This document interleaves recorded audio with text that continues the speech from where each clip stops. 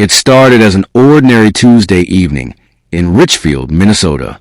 The kind of summer night where the air is warm and still, and neighbors go about their routines without a second thought. But inside one quiet apartment, something unthinkable was happening. A young woman, smart, kind, and full of dreams, was spending the final hours of her life in the company of someone she barely knew. Someone who, she had made clear, was only a friend. Her name was Kayli Arseth. Just 22 years old, Kayli was the kind of person who left a lasting impression on everyone she met. She worked with children with autism as a behavioral technician and was studying to become a developmental psychologist.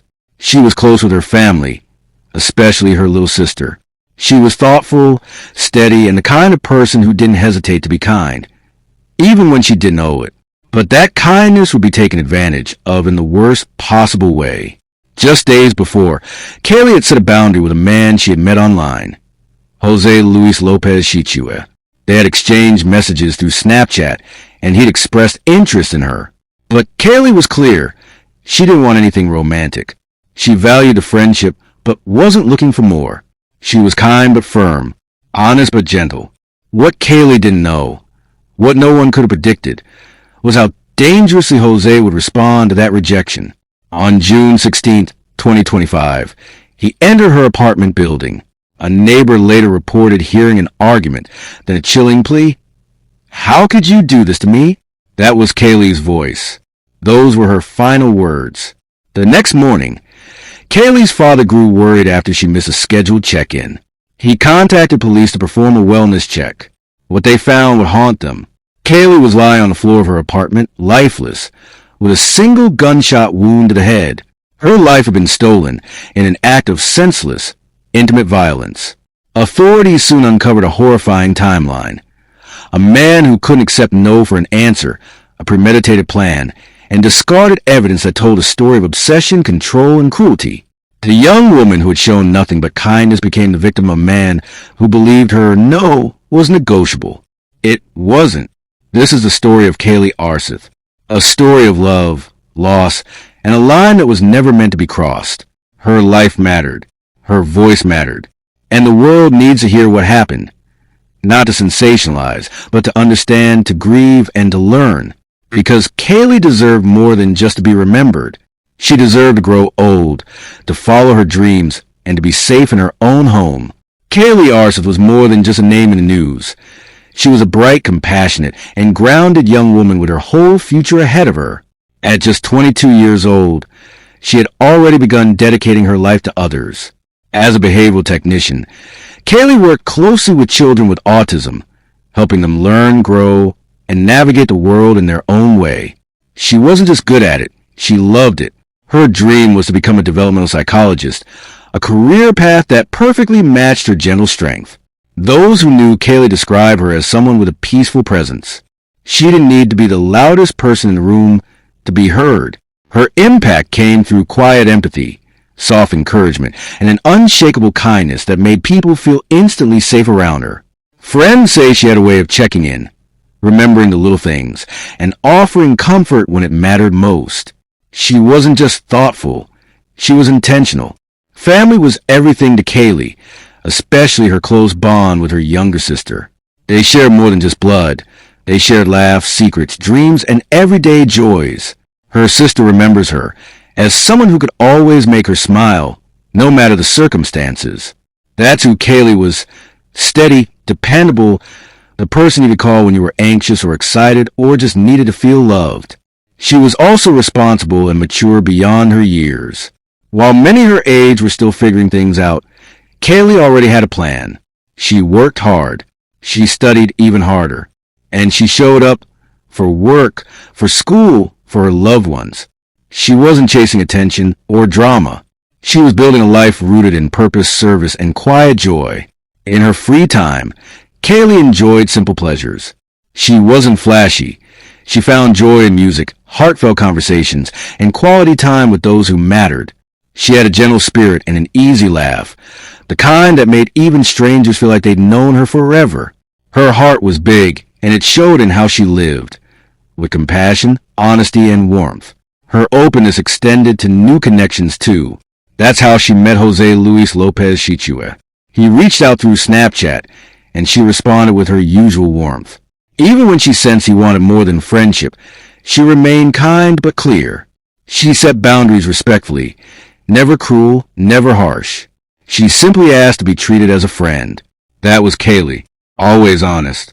Always fair. And that's what makes this loss so painful. Kayli did everything right. She was clear, kind, and firm in protecting her space, yet she still became the target of someone who refused to accept her boundaries. Her death isn't just a personal tragedy. It's a heartbreaking reminder of how often women are punished for saying no. But before we talk about what happened to Kayli, we must remember who she was. A healer, a helper, a sister, a friend. A light that should still be shining. On the afternoon of June 16, 2025, Kayli Arseth was going about her day like she always did, calm, focused, and full of care. After finishing her work as a behavioral technician, she likely returned home to her apartment in Richfield, Minnesota, where she was known to keep things neat, quiet, and routine. She had made plans with a friend that evening, but as time passed, messages went unanswered. It wasn't like Kayli to go silent. Around 4:30 p.m., a neighbor in Kayli's apartment building reported hearing a heated conversation coming from her unit. At first, it sounded like a normal disagreement. But then came a haunting sentence. The neighbor later told investigators that they heard a woman's voice say, "How could you do this to me?" That voice, they believed, was Kayli's. It would be the last time anyone heard her speak. Sometime between that conversation and the next morning, something tragic happened behind the closed door of her apartment. Police believe that Jose Luis Lopez Chichue, the man who had been pursuing Kayli despite her clear refusal of romantic interest, was inside her home that afternoon. According to evidence later uncovered, that day would become the moment he chose to turn rejection into rage and confrontation into a fatal act of violence. By the following morning, June 17th, concern was growing. Kayli's father, who had a close relationship with her, became worried when she failed to check in as she normally did. His instincts told him something was wrong. He contacted local authorities to request a welfare check at her apartment. What they discovered would change everything. When officers arrived at Kayli's home, they found the door locked but no signs of forced entry. Once inside, they were met with an unsettling stillness. And then, in a moment that no parent should ever have to experience, police found Kayli lying dead on the floor of her apartment. She had been shot once in the head. It was clear to detectives from the beginning that this was not a random act of violence.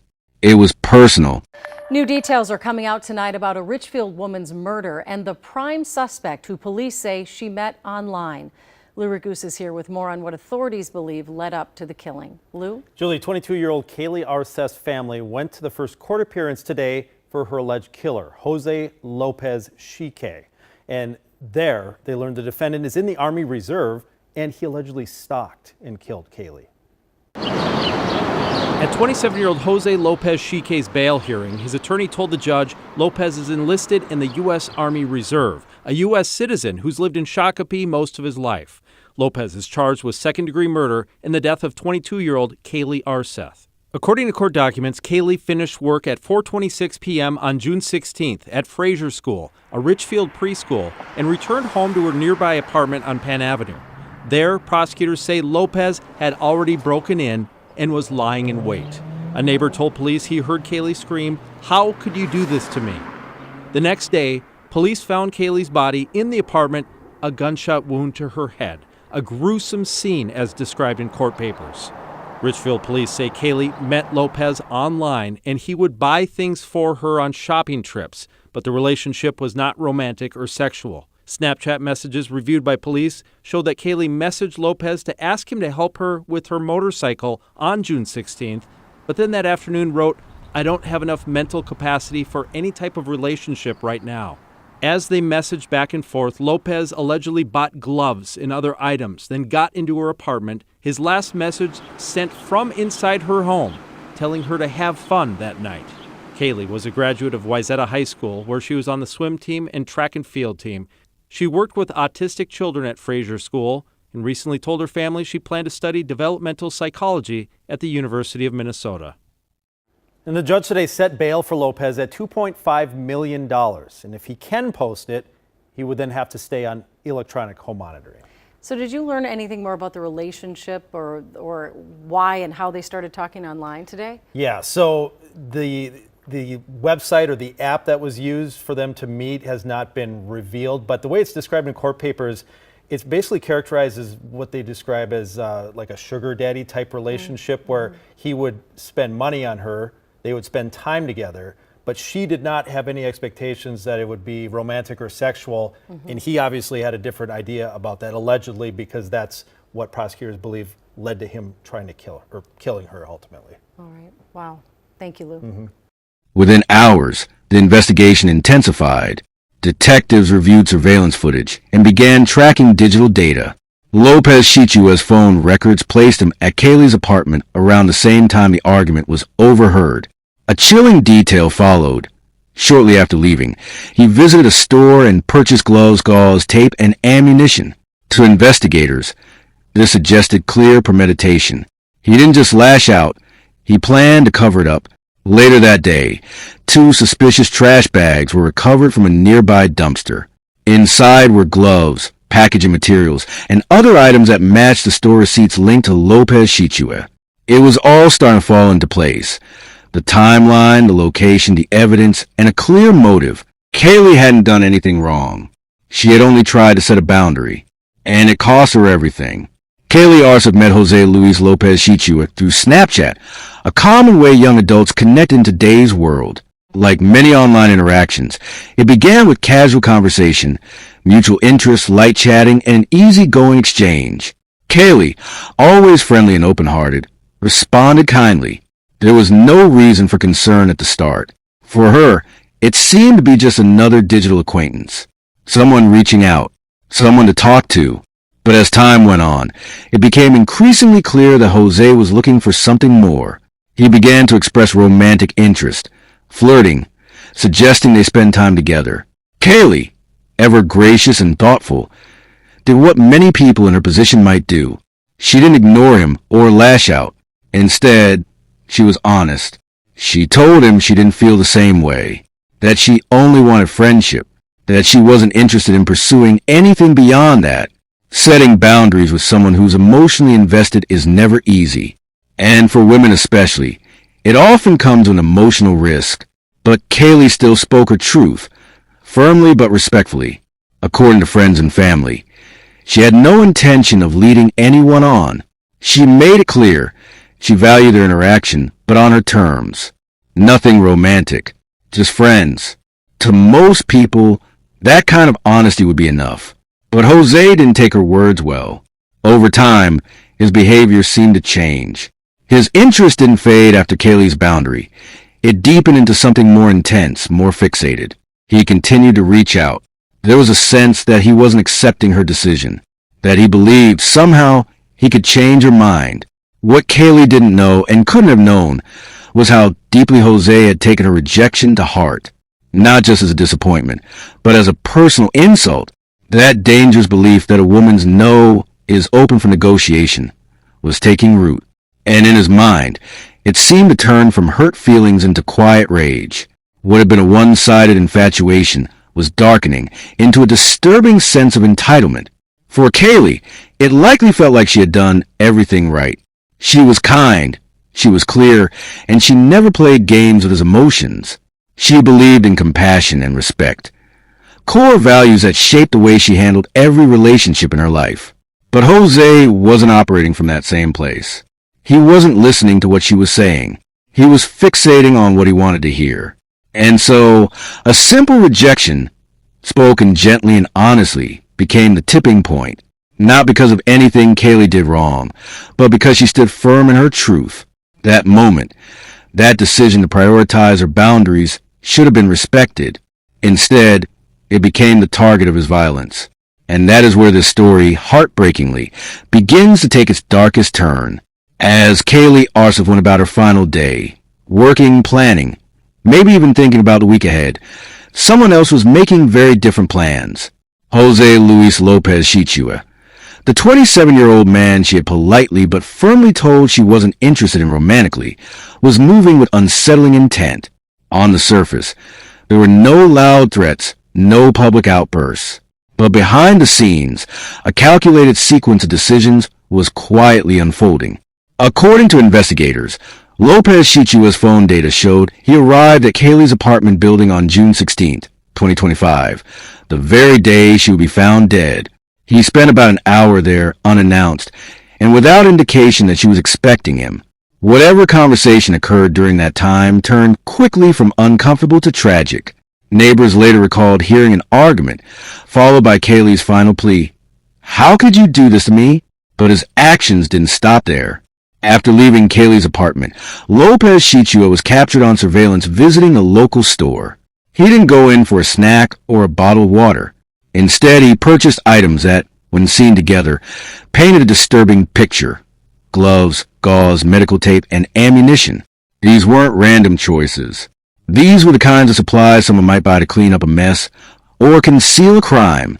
Detectives later confirmed the purchase through receipts and store video footage. Lopez Shichua didn't appear nervous or hurried. He walked in, found what he needed, and calmly checked out.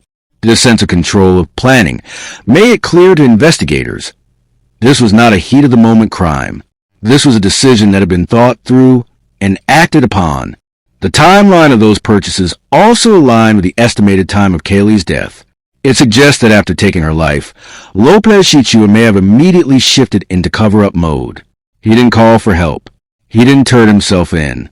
Instead, he left the scene, bought supplies, and began disposing of anything that might tie him to the act. It was cold, it was methodical, and it was deeply chilling. Later, 2 trash bags were discovered in a nearby Bloomington dumpster. Inside were gloves, a receipt for the items, packaging for bullets, and other materials linked directly to Lopez Shichua. The evidence spoke volumes. He had tried to erase what he'd done, but he hadn't moved carefully enough, and investigators were now beginning to piece the story together. In those early hours, as Kayli's loved ones grew increasingly worried, Lopez Shichua was not grieving. He wasn't in shock. In fact, when police eventually approached him with a warrant at his home, he attempted to flee. He jumped into his car and tried to drive away. But police boxed him in, and he was forced to stop.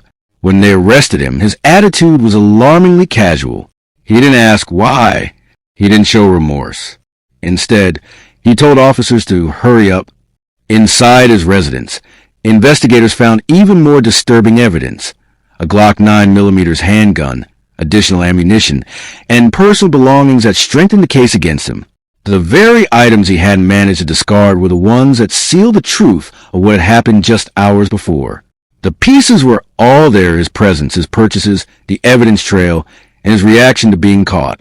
What's most heartbreaking is that throughout all of this, Kayli had simply been trying to live her life, set a boundary, protect her peace, and remain true to herself. She had no idea that the person she had once exchanged casual conversations with online was capable of turning so violently against her. She had trusted that her no would be respected. Instead, it became a trigger for a devastating betrayal.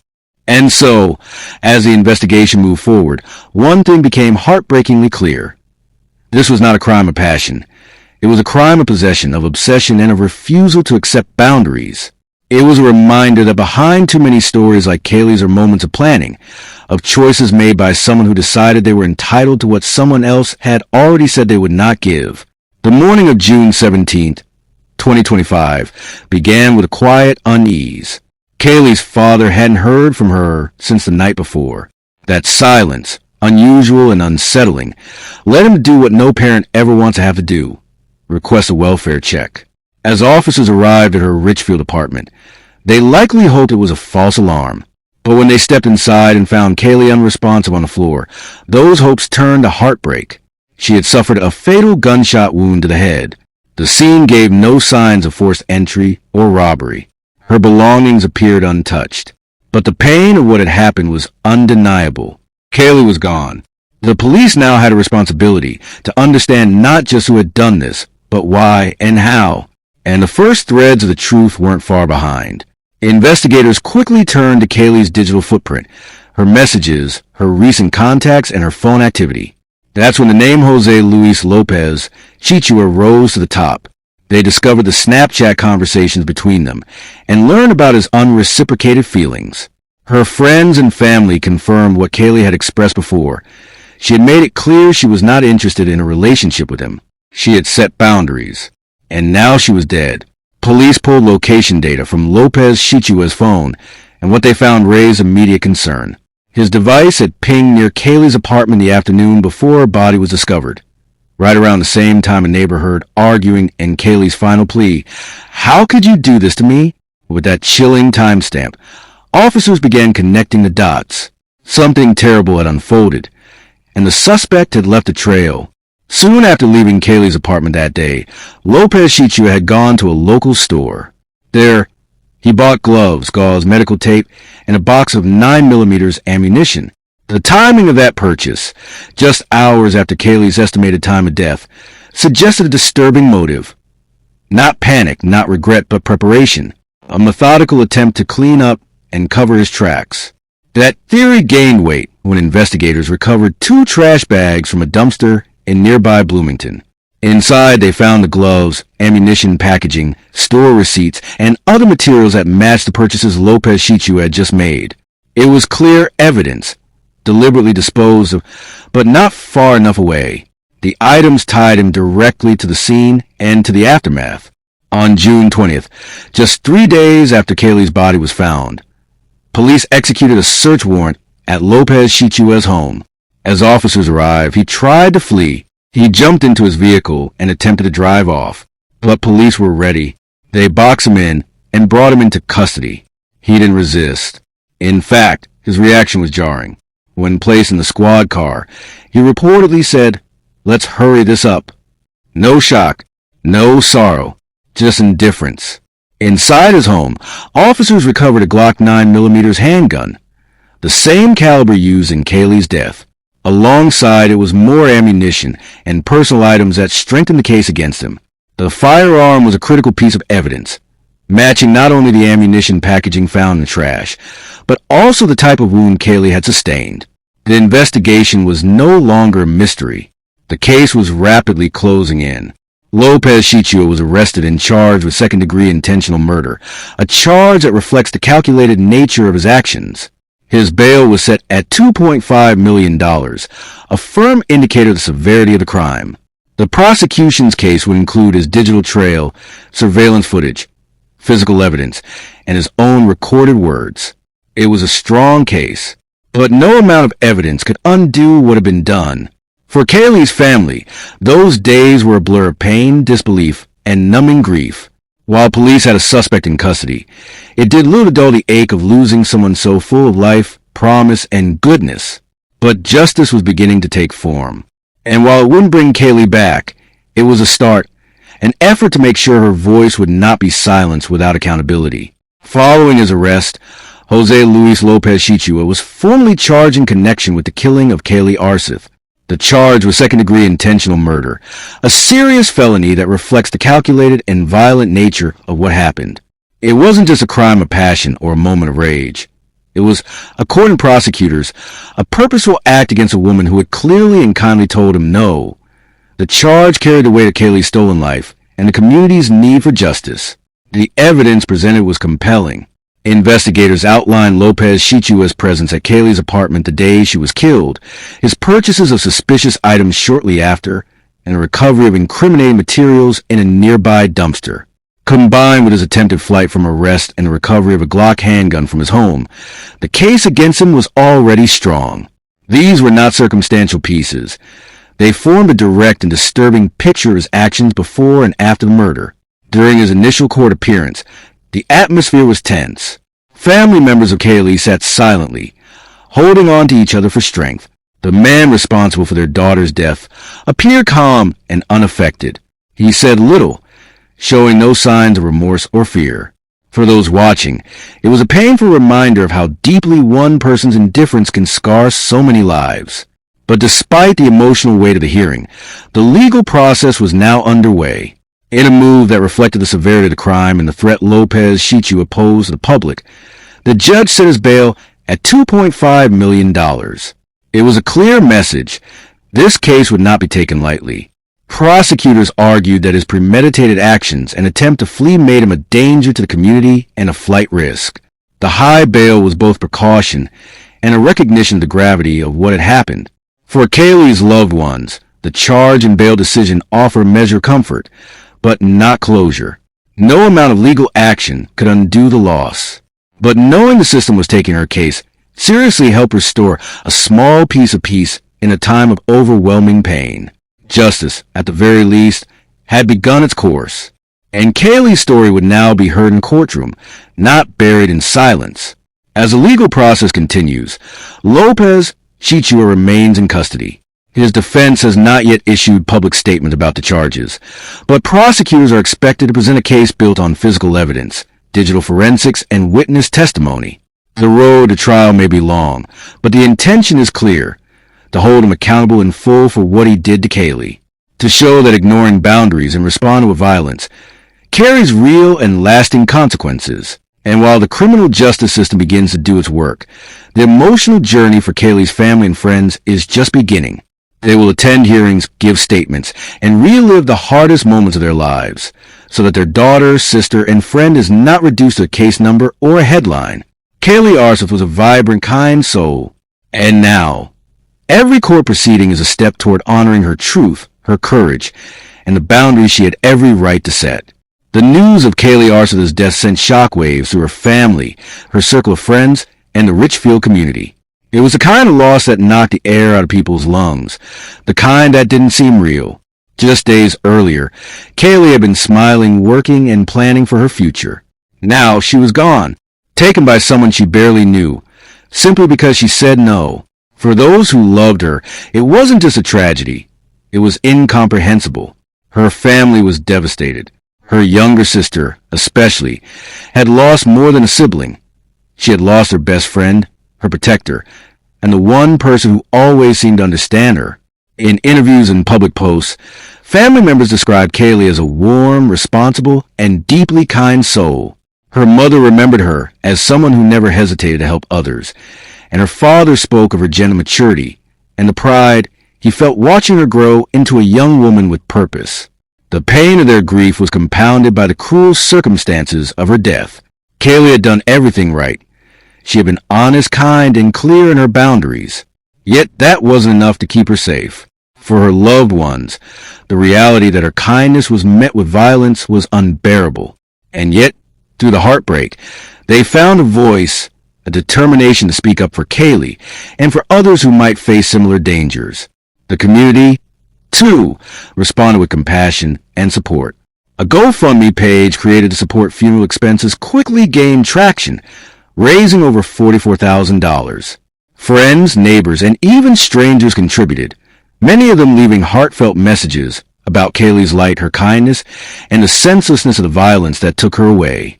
It became clear that Kayli's story had touched people far beyond her immediate circle. Memorials began to appear, online tributes, candlelight vigils, and social media posts filled with pictures of Kayli laughing, holding coffee, or posing with her little sister. These weren't just images of loss.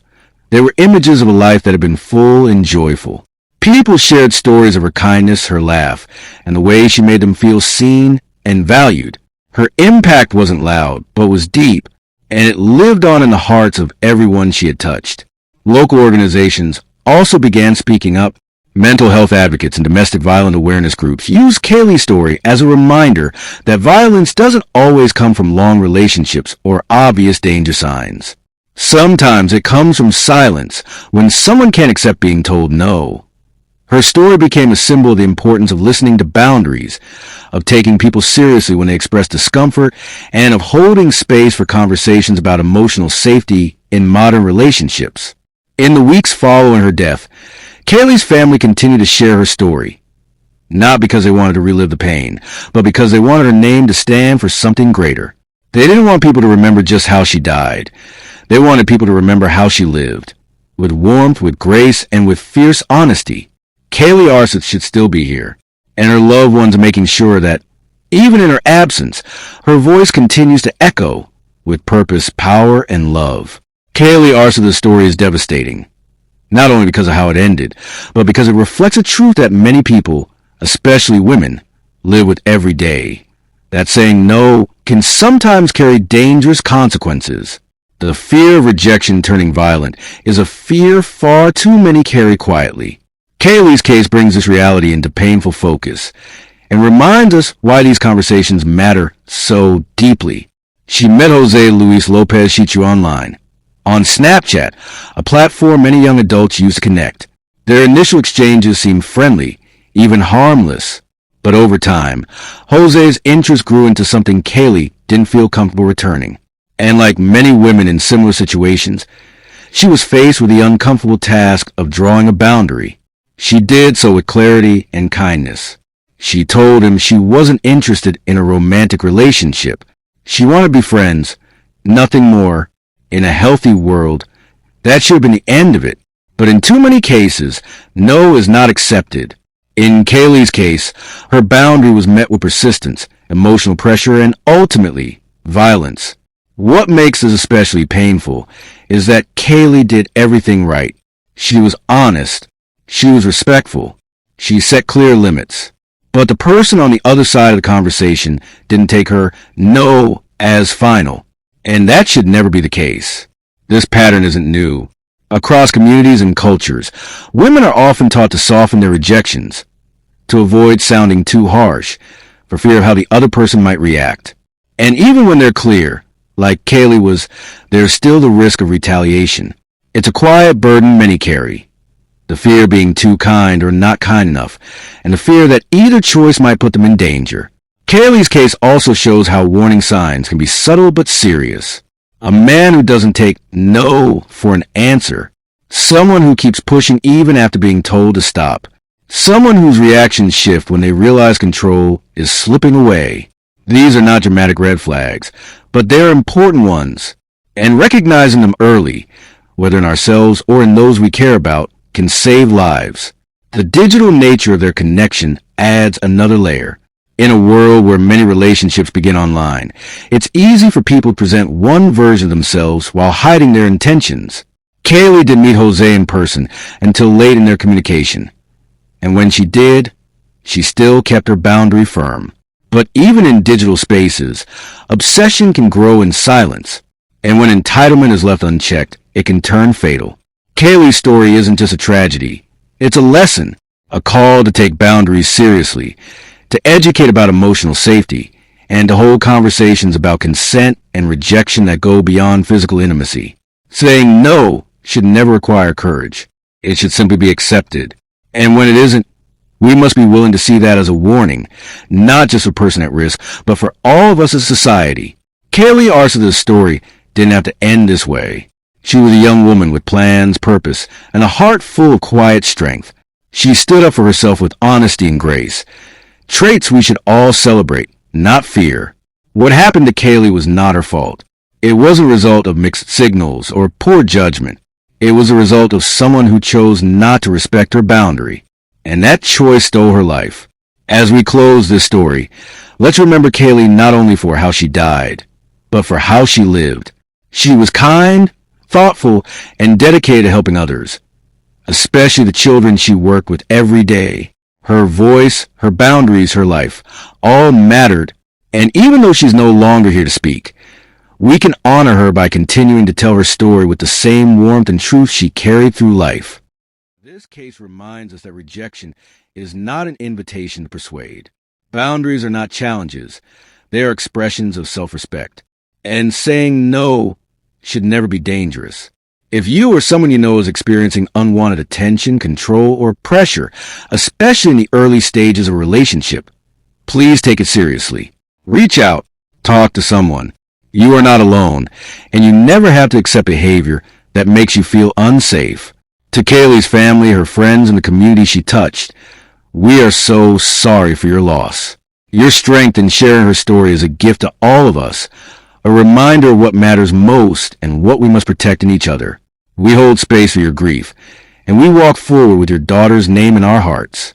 And to everyone watching, let's not let Kayli's voice be the only one. Let's speak up. Let's support one another. Let's teach respect, consent, and emotional responsibility from a young age. And above all, let's create a world where no one ever has to fear the cost of standing up for themselves. For Kayli, and for so many others like her,